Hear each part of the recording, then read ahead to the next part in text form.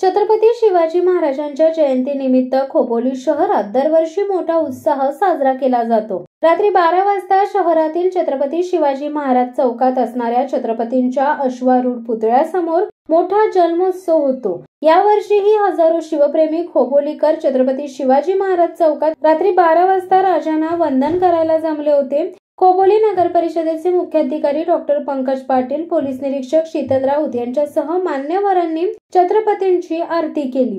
फटाक्यांच्या आतिषबाजीत व शिवरायांच्या घोषणाबाजींनी खोपोलीचा आसमंत दुमदुमला होता। सर्वत्र जल्लोष पाहावयास मिळत होता।